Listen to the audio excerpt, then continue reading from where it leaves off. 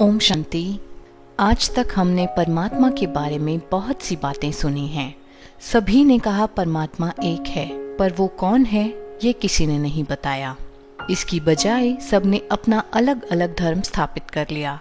तो आज हम इस बात से पर्दा उठाएंगे कि परमात्मा है कौन। सभी धर्म पिताओं ने एक एक करके क्या कहा, अब जरा इस बात पर गौर फरमाइए। क्राइस्ट ने कहा गॉड इज लाइट, यानी ईश्वर प्रकाश है, और इशारा ऊपर की ओर किया। गुरु नानक देव जी ने कहा एक ओंकार निराकार, और ईश्वर को अकाल मूर्त बताया है, अर्थात परमात्मा निराकार है और ज्योति स्वरूप है। उन्होंने भी इशारा ऊपर की ओर किया। इस्लाम धर्म में भी कहा गया है नूरे इलाही, अर्थात अल्लाह नूर है, यानी कि भगवान प्रकाश स्वरूप है, और इबादत में हाथ भी ऊपर का इशारा करते हैं। यहाँ तक कि गौतम बुद्ध और महावीर स्वामी ने भी प्रकाश को ही परम माना है। अब जरा ध्यान दें, किसी भी धर्म पिता ने ये नहीं कहा कि मैं ही ईश्वर हूँ। सब ने अपने से ऊपर एक दिव्य शक्ति की ओर इशारा किया है।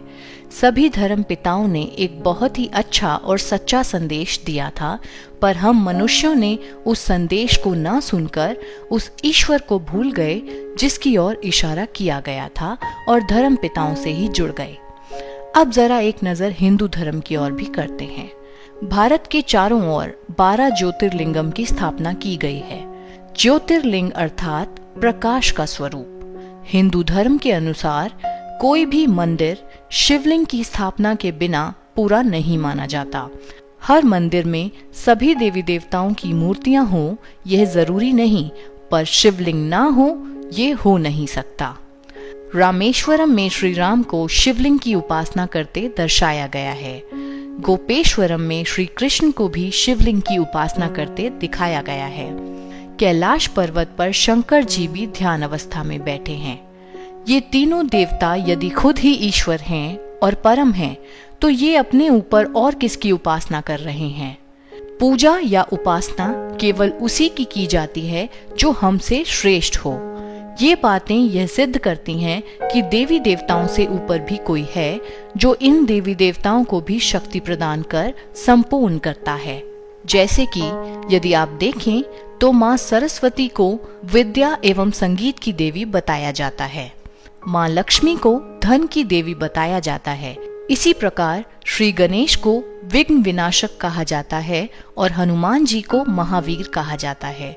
पर क्या किसी ने ये सोचा कि इन देवी देवताओं में ये भिन्न भिन्न शक्तियाँ कहाँ से आईं और किसने दी?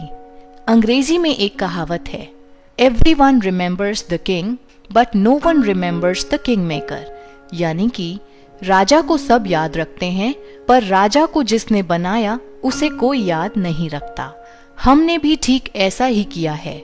सबने इन देवी देवताओं का स्मरण तो किया, पर किसी ने ये जानने की कोशिश तक नहीं की कि इनको ऐसा सर्वगुण संपन्न और शक्तिशाली किसने बनाया। ईश्वर वो होता है जो सबका पिता हो। ईश्वर वो है जो परम है, जिससे ऊपर और कोई नहीं। ईश्वर वो जिसे सब धर्म माने। ईश्वर वो जो जन्म मरण से न्यारा हो और जिसका अपना कोई शरीर नहीं हो। अब दोबारा सोचिए, जिन जिन देवी देवताओं का या धर्म पिताओं का अब तक हमने जिक्र किया, क्या उन सभी पर ये सारी बातें लागू होती हैं? तो आप पाएंगे कि सभी का अपना अपना शरीर भी है। या तो वे केवल अपने बच्चों के माता पिता हैं या फिर अपने धर्म विशेष के पिता हैं। इनमें से ऐसा कोई भी नहीं जिसे सभी धर्म माने। सभी ने अपने से ऊपर एक दिव्य अलौकिक सत्ता की ओर इशारा किया है। इन सभी ने जन्म भी लिया है और देह त्याग भी किया है। तो अब तक जिनको भी ईश्वर मानकर हम याद करते आए, वो ईश्वर है ही नहीं। ईश्वर अर्थात निराकार परम पिता शिव परमात्मा, जो एक ज्योति बिंदु है, ऊंचे से ऊंचे धाम परम धाम का रहने वाला है, जिनका हम मनुष्यों के मुआफिक शरीर ही नहीं है, जो जन्म मरण से न्यारे हैं और कालों के काल महाकाल हैं। निराकार होने के कारण जो आज तक गुप्त था और हम सब उसे शरीरधारियों में ढूंढ रहे थे, जिसका इस धरती पर निवास नहीं है, जब धर्म की अति ग्लानि होती है तब उसको परम धाम से आना पड़ता है। वह आकर के अनेक धर्मों का विनाश करके एक सत्य धर्म की स्थापना करते हैं। उनके अवतरण का समय ही केवल संगम युग है। अपना शरीर न होने के कारण वह परकाया प्रवेश करते हैं, अर्थात ब्रह्मा तन का आधार लेकर ज्ञान सुनाते हैं, जिसके बाद कलयुग का अंत होता है और सतयुग की आदि होती है। यह वही संगम युग का समय चल रहा है। संगम युग अर्थात कलयुग का अंत और सतयुग की आदि के बीच का समय।